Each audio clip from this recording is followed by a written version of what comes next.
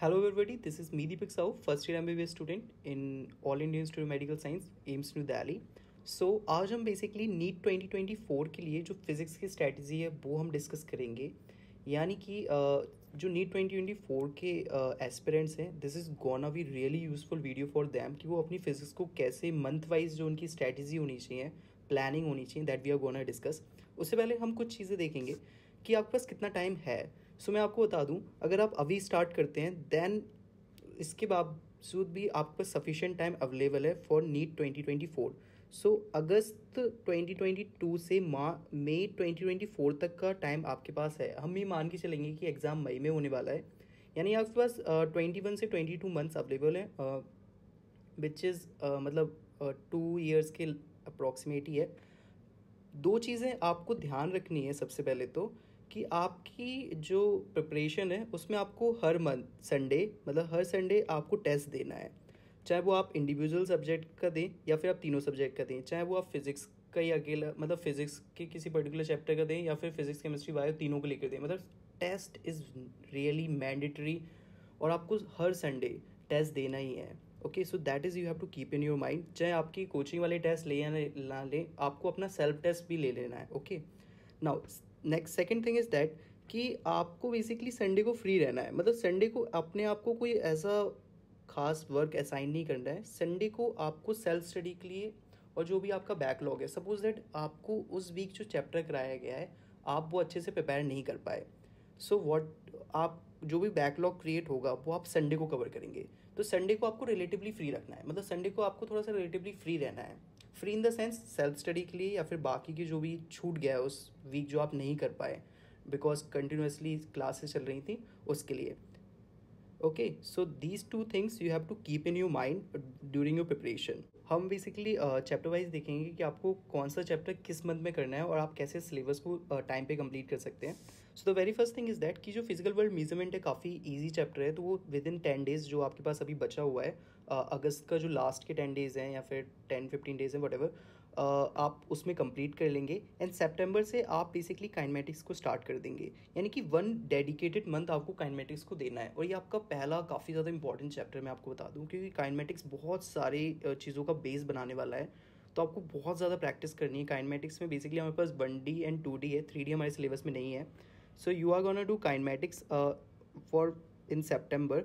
And basically अक्टूबर में आपको लॉज ऑफ मोशन पे आ जाना है। जो NLM वगैरह पोर्शन है that is will be covered in October 2022, यानी कि 1 dedicated month you have to give for the NLM basically, है ना।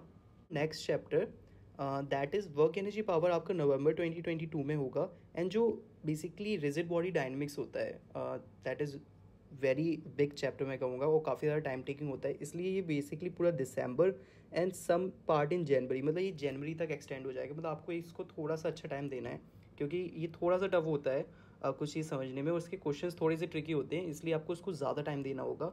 Okay, little bit. एंड मैं आपको बता दूं, जब जनवरी में आप रिजिड बॉडी डायनेमिक्स कर रहे होंगे तो जनवरी के एंड तक ही आपको बेसिकली ग्रेविटेशन खत्म कर लेना है।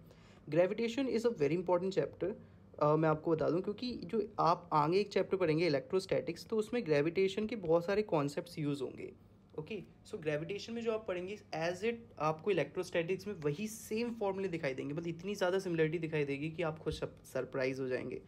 So the thing is that कि ग्रेविटेशन को एक अच्छा खासा टाइम देना है। ग्रेविटेशन थोड़ा सा फरवरी में एक्सटेंड कर जाता है, सो इट्स नो इशू, मतलब it's okay. Okay, and then after फरवरी मार्च में आपको प्रॉपर्टीज़ ऑफ वर्क मैटर करना है, जिसमें बेसिकली आपका इलास्टिक बिहेवियर, विस्कोसिटी यानी कि दैट इज़ फ्लूइड डायनामिक्स आएगा। सरफेस टेंशन में थोड़ा सा आपको इश्यूज हो सकते हैं, थोड़ा सा ये इंपॉर्टेंट टॉपिक है सरफेस टेंशन बेसिकली। एंड जो आपका हीट टेम्परेचर थर्मल एक्सपेंशन होता है और जो हीट ट्रांसफर होता है वो भी basically properties of work matter में आता है। तो वो फरवरी मार्च के टाइम पे होना बहुत ज़रूरी है, मतलब by the end of March you should complete this stuff, this is really very important, मतलब by the end of March you should complete this. So now after properties of work matter, what we have is the thermodynamics, which will be completed in the time of March and April. Okay, थोड़ा सा चीज़ें overlapping हो रही है, क्योंकि जैसे हमने देखा कि ये भी थोड़ा सा मार्च में एक्सटेंड करेगा। सो मार्च में आपको इन लोगों के साथ जस्ट आफ्टर दिस आपको थर्मोडाइनमिक्स करना है, और अप्रैल और मार्च के टाइम पे थर्मोडाइनमिक्स किया जा सकता है। Thermodynamics and KTG, these are the two correlated chapters होते हैं। सो ये मार्च एंड अप्रैल के टाइम पे किए जाएंगे। एग्जैक्ट ड्यूरेशन मैं इसलिए नहीं बता सकता बिकॉज वो आप पे डिपेंड करता है, मतलब during the time of March and April you have to do these things. And thermodynamics and KTC काफ़ी ईजी टॉपिक्स होते हैं, बहुत चीज़ें फॉर्मूला बेस्ड होती हैं, तो आपको बहुत ज़्यादा टेंशन लेने की ज़रूरत नहीं है, ये काफ़ी ईजिली हो जाते हैं ना थोड़ी सी प्रैक्टिस के साथ। Okay, now coming to our final chapter of 11th class, that is oscillation wave. Oscillation wave basically देखा जाए अप्रैल मई में एक्सटेंड करेगा, यानी कि मिडल ऑफ द मई तक आपको इसको कर लेना है। एंड मैं आपको बता दूं ये थोड़े से ट्रिकी चैप्टर हैं पूरे 11th के सिलेबस के, बिकॉज वेव्स वगैरह जो है थोड़ा सा कम समझ में आता है, तो आपको अपनी टीचर्स की हेल्प लेनी होगी और इस वक्त आपको ज़्यादा फोकस्ड होना होगा, और लिटरली ज़्यादा फोकस होना होगा, नहीं तो एक बार अगर वेव नहीं समझ में आता फिर वो हमेशा चीज़ें लैग करती रहती हैं वेव के लिए। इसलिए आपको अप्रैल मई में वेव और ऑसिलेशन करना है, जिसमें SHM आएगा। सो ये तो ईजी है SHM, but the thing is that wave के साथ आपको थोड़ा सा अच्छे से टाइम देना होगा वेव को in order to understand it. So as we have seen guys कि मई के एंड तक मतलब ऑलमोस्ट आपका सिलेबस हो चुका होगा 11th का। सो मई के एंड में जो आपके पास 10-15 डेज बचे होंगे, किसी पास थोड़ा कम किसी पास थोड़ा ज़्यादा बचा होगा, मतलब मई तक आपका सिलेबस 11th का ऑलमोस्ट हो जाना चाहिए। सो मैं आपको बता दूं मेरी एक मास्टर स्ट्रेटजी थी जिसने मुझे बाकी सबसे लीड दे दी थी, वो ये थी कि जैसे ही मेरा 11th का सिलेबस खत्म होता है मैं 10-15 डेज़ का एक गैप लेता हूँ। मैं 12th स्टार्ट नहीं करता ऑल ऑफ अ सडन, मैं 10-15 डेज़ का गैप लेता हूँ एंड क्या करता हूँ, मैं अपने जितने भी मेरे 11th के चैप्टर थे उन सबको प्रैक्टिस करता हूँ। और प्रैक्टिस में कैसे करता हूँ, जैसे फॉर एग्जांपल आपको काइनेमेटिक की प्रैक्टिस करनी है तो आप उसकी कोई DPP निकालेंगे जिसमें 30 क्वेश्चन 35 क्वेश्चन होंगे जो पूरा काइनेमेटिक कवर करते होंगे। सो आप उसकी प्रैक्टिस करेंगे, जो क्वेश्चन नहीं बनेगा उसे देख लेंगे। तो इस तरीके से आप चैप्टर वाइज चैप्टर अपने फिजिक्स के जितने भी चैप्टर्स हैं 11th के उन सबको आप रिवाइज कर लेंगे थ्रू प्रैक्टिस। तो इससे क्या होगा ना, आप जब 12th स्टार्ट करेंगे सो आपका 11th एक टाइप से काफ़ी ज़्यादा स्ट्रॉन्ग पोर्शन बन गया होगा, और ये चीज़ आपको आगे जाके बहुत लीड देगी क्योंकि आपने जब रिवाइज कर लिया एक बार 11th को, तो जब आप बाद में 11th पकड़ने की कोशिश करोगे तो आप ईजिली कैच कर लोगे चीज़ों को। नहीं तो फिर क्या होगा ना, चीज़ें आप उतने अच्छे से कैच नहीं कर पाओगे बाद में। सो that is my master strategy. और बिलीव मी गाइज, अगर आप ऐसी चीज़ें कर रहे हो जो लिटरली टॉपर्स करते हैं, सो आपका सिलेक्शन क्यों नहीं होगा? Just think about it, why you will not be selected? You will definitely be selected if you are doing these things.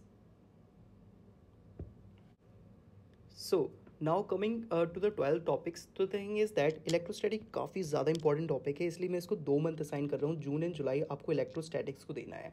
अब आप बोलोगे 2 मंथ तो बहुत ज़्यादा टाइम हो गया, बट मैं बोलूँगा कि अगर आप 2 मंथ दे देते हो so that's really very important, मतलब ये गलत नहीं होगा 2 मंथ देना बिल्कुल भी। Okay, so 2 month is very good for electrostatics के लिए। एंड देन आफ्टर अगस्त में हम लोग बेसिकली करेंट इलेक्ट्रिसिटी पे आएंगे। करेंट इलेक्ट्रिसिटी काफ़ी उतना ज़्यादा टफ नहीं है, मैं देखा जाए मतलब चीज़ें ईजी हैं for NEET point of view से देखा जाए तो ऐसा नहीं कि पूरा अगस्त आपका करेंट इलेक्ट्रिसिटी पे जाएगा। थोड़ा सा अगस्त का पोर्शन नेक्स्ट मैग्नेटिज्म को भी दिया जाएगा। So now as we have seen कि अगस्त में हमने क्या किया था, थोड़ा सा करेंट लेक्चर भी किया था, तो अगस्त के एंड में आपको basically magnetic effect and magnetism start कर देते हैं। This is a very important portion is going to start guys. Okay, so अगस्त सितंबर एंड अक्टूबर इतने टाइम में मतलब ऑलमोस्ट 2.5 मंथ का टाइम है बेसिकली। सो इसमें आपको ये 3 टॉपिक्स करने हैं। इलेक्ट्रोमैग्नेटिक वेव्स देखा जाए काफ़ी ईजी टॉपिक है, मतलब थोड़ी सी चीज़ें फॉर्मूला बेस्ड हैं, कुछ भी नहीं है। ये दोनों टॉपिक्स बहुत ज़्यादा इंपॉर्टेंट है, इलेक्ट्रोमैग्नेटिक इंडक्शन, अल्टरनेटिंग करंट, इनमें काफ़ी ज़्यादा टाइम जाता है और लिटरली देना भी चाहिए। मतलब इस समय आपको भागने की कोशिश नहीं करनी है, जल्दी जल्दी सिलेबस कंप्लीट करके कुछ नहीं होने वाला है गाइस। आपको इन लोगों को जितना टाइम मैं बोल रहा हूँ अगर आप उतना असाइन करते हैं, डेडिकेटेडली उतना टाइम देते हैं, so you are going to be rock in your exams. So this portion will आपको सितंबर अक्टूबर तक कंप्लीट कर लें, मतलब by the October, end of October you should complete these portions basically. Okay, now coming to the optics, जो basically मुझे लगता है आप में से बहुत से लोगों का फेवरेट पार्ट होगा। सो ऑप्टिक्स बेसिकली, ऑप्टिक्स थोड़ा सा बड़ा टॉपिक है, सो इसलिए नवंबर दिसंबर यानी 2 मंथ मैं असाइन कर रहा हूँ। But the thing is that कि at the end of December you should also start dual nature of matter and radiation. मतलब थोड़ा सा अगर आप 5-10 दिन अगर आपके बच जाते हैं दिसंबर के एंड में, तो वो आपको दिसंबर तक बेसिकली मॉडर्न फिजिक्स की स्टार्टिंग कर देनी है। So this is really very important. हालांकि ऑप्टिक्स को आपको टाइम देना है, थोड़ा सा हो सकता है ये दोनों चीज़ें ओवरलैप करने लगे, मतलब साथ साथ में भी चीज़ें चलाई जा सकती है, बिकॉज आगे का पोर्शन ईजी है गाइस। इसलिए आप ऑप्टिक्स के साथ भी मॉडर्न फिजिक्स स्टार्ट कर सकते हो, मतलब साइड में मॉडर्न फिजिक्स चल रहा है लेकिन मेन आपको ऑप्टिक्स चल रहा है। Okay, so that you can start. Optics को काफ़ी अच्छा टाइम देना है, स्पेशली इसके वेव ऑप्टिक्स वाले पार्ट को, जिसमें इंटरफेरेंस वगैरह, Young's double slit hole experiment, this is definitely going to come. इस मतलब ऐसा नहीं हो सकता कि ये ना आए। ओके, ये ज़रूर आएगा। So now coming to our final topics, and these are atoms and nucleus, जो आपका जनवरी 2024 में होने वाला है। एंड मैं आपको बता दूं, जो इलेक्ट्रॉनिक डिवाइसेस हैं जिसमें आप energy band, semiconductor, transistors and gate वगैरह पढ़ते हो, वो बेसिकली आपका फरवरी 2024 में होने वाला है। लेकिन वन थिंग इज़ दैट कि you should start mock test, मतलब आपको मॉक टेस्ट देना फरवरी में ही स्टार्ट कर देना है। मतलब आपका ये हो या ना हो, आपको मॉक टेस्ट देना फुल सिलेबस मॉक टेस्ट देना स्टार्ट कर देना है बेसिकली, है ना। मतलब एस वो फुल सिलेबस मॉक टेस्ट देते रहो, और ये बेसिकली साइड में चलता रहेगा, मतलब इलेक्ट्रॉनिक डिवाइसेस आपका साइड में कंप्लीट हो जाएगा, because guys time is really limited and you have to utilize it.